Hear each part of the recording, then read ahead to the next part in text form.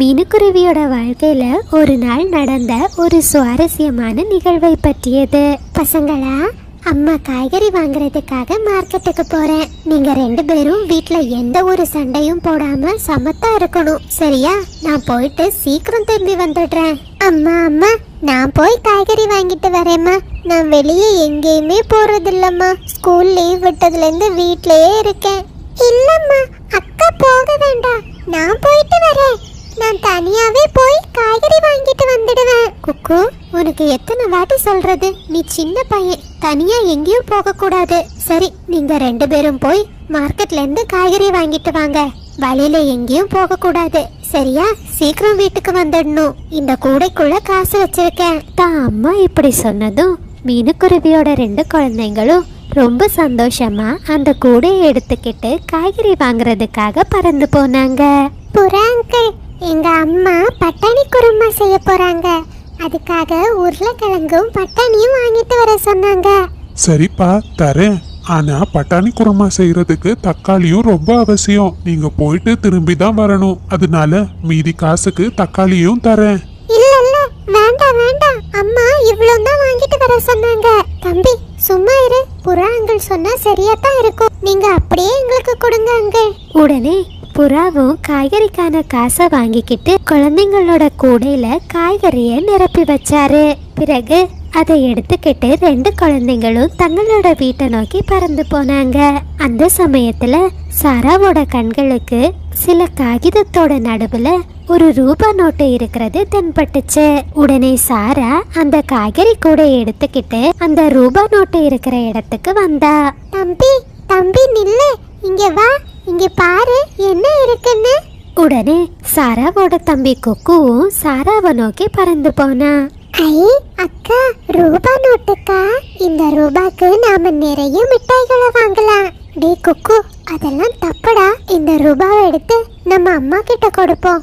நாம அம்மா என்ன சொல்றாங்களோ நாம அதுபடியே செய்வோம். தான் அக்கா இப்படி சொன்னதும் குக்குவும் அந்த ரூபா நோட்டை எடுத்துக்கிட்டு தன்னோட வீட்டை நோக்கி பறந்து போனா. ஒரு வழியா 2 குழந்தைங்களும் காய்கறிய வாங்கிக்கிட்டு அந்த நேரத்துல மீனுக்குருவியோ சமையல் செய்யறதுக்காக சில காய்கறிகளை வெட்டிக்கிட்டு இருந்துச்சு. அம்மா அம்மா, நாங்க இன்னைக்கு காய்கறி வாங்கிட்டு வரும்போது எங்களுக்கு 500 ரூபாய் கிடைச்சது.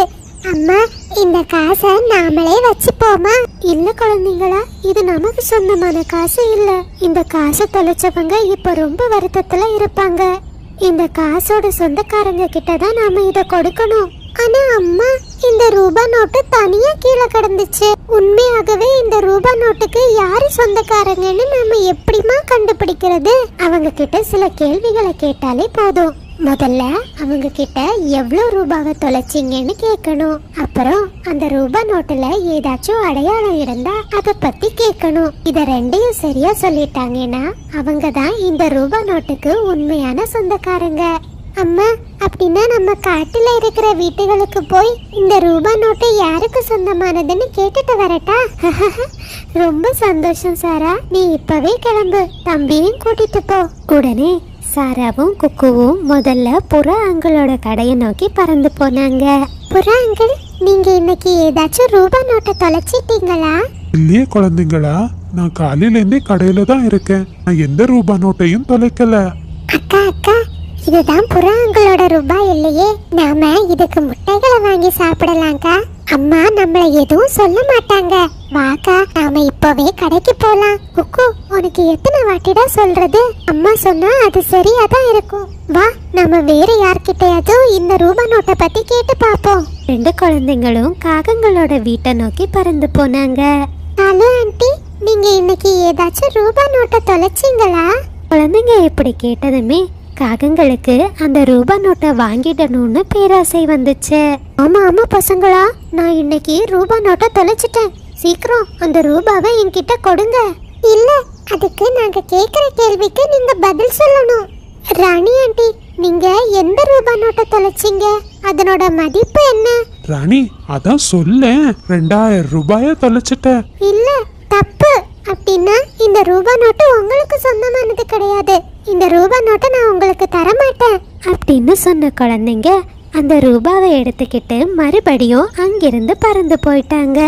ஹே பசங்களா, போகாதீங்க போகாதீங்க, இப்போ சரியான ரூபா நோட்டு மதிப்பை நான் சொல்றேன், இங்க வாங்க. ஆனா குழந்தைங்களோ காகங்கள் பொய் சொல்றத தெரிஞ்சுக்கிட்டு வேகமா அங்கிருந்து பறந்து போயிட்டாங்க. அங்கிள், நீங்க இன்னைக்கு ஏதாச்சும் ரூபா நோட்டை தொலைச்சிங்களா? இல்லையே குழந்தை, நான் ரூபா நோட்டு எதையும் தொலைக்கல. எதுக்காக கேக்குறீங்க? எனக்கு இன்னைக்கு ஒரு ரூபா நோட்டு கிடைச்சு, அதுதான் அதனோட சொந்தக்காரங்களை தேடி நான் கேக்குறேன். ரொம்ப நல்ல குழந்தைங்க. உங்க அம்மா உங்களுக்கு நல்ல பண்புகளை சொல்லி வளர்த்துருக்காங்க. நீங்க வேற யார்கிட்டயாவது கேளுங்க பசங்களா. உடனே 2 குழந்தைங்களும் அங்கிருந்து பறந்து போயிட்டாங்க. கிளியாண்டி, நீங்க இன்னைக்கு ஏதாச்சும் ரூபாவை தொலைச்சிங்களா? இல்ல பசங்களா, ஆனா 2 நாளைக்கு முன்னாடி நான் ஒரு 100 ரூபாய் நோட்டை தொலைச்சிட்டேன். உங்களுக்கு அது கிடைச்சதா? இல்ல ஆண்டி, அப்படின்னா எங்க ரூபாய் நோட்டுக்கு சொந்தக்காரங்க நீங்க இல்ல. எங்களுக்கு கிடைச்சது 500 ரூபாய் அப்படின்னு சொல்லிட்டு அந்த 2 குழந்தைங்களும் அங்கிருந்து பறந்து போனாங்க. அந்த நேரத்துல மீனுக்குருவி ரொம்ப பதற்றத்தோட தான் குழந்தைங்களை தேடி அந்த பக்கமா பறந்து வந்துச்சு. பசங்களா, அந்த ரூபா நோட்டை நீங்க யார்கிட்டயாவது கொடுத்துட்டீங்களா? இல்லம்மா, நாங்க இன்னும் அதுக்கு உண்மையான சொந்தக்காரங்களை கண்டுபிடிக்கல. பசங்களா, அது நம்மளோட ரூபா நோட்டு தான். அம்மா நேற்றைக்கு மார்க்கெட்டுக்கு போற வழியில அந்த ரூபா நோட்டை தொலைச்சிட்டேன். இப்பதான் பீரோல இருக்கிற காசை எண்ணி பார்த்தேன், அதுல ஒரு 500 ரூபாய் குறையுதுப்பா. ஆனா அம்மா, நாங்க கேக்குற கேள்விக்கு நீங்க பதில் சொல்லணும். அது சரியா இருந்தாதான் நான் உங்களுக்கு ரூபா நோட்டை தருவேன். குக்கு, நீ அம்மாவே சந்தேகப்படுறியா? சரி, உன் கேள்வி என்னவோ கேளு. அம்மா, நீங்க தொலைச்ச 500 ரூபாய் நோட்டோட அடையாளத்தை சொல்லுங்க. அது புத்தம் புதிய நோட்டா இருக்கும், போதுமா? ஐயா, சரியா சொல்லிட்டீங்க. அம்மா, அப்படின்னா இந்த ரூபாய் நோட்டுக்கு சொந்தக்காரங்க நீங்க தான். சரி பசங்களா, வாங்க நாம வீட்டுக்கு கிளம்பலாம். பிறகு மீனுக்குருவி தான் குழந்தைங்களை கூட்டிக்கிட்டு தன்னோட வீட்டுக்கு பறந்து போச்சு. தான் தயார் செய்து வச்ச உணவை 2 குழந்தைங்களுக்கும் சாப்பிட கொடுத்துச்சு. குழந்தைங்களோ அந்த 500 ரூபாய் நோட்டை மீனுக்குருவி கிட்ட கொடுத்தாங்க. பசங்களா, இன்னைக்கு நீங்க ரொம்ப சமத்தா நடந்துக்கிட்டீங்க. இந்த ரூபால நான் உங்களுக்கு மிட்டாய்களை வாங்கி தரேன், சரியா? தான் அம்மா இப்படி சொன்னதுமே 2 குழந்தைங்களும் ரொம்ப சந்தோஷம் ஆகிட்டாங்க.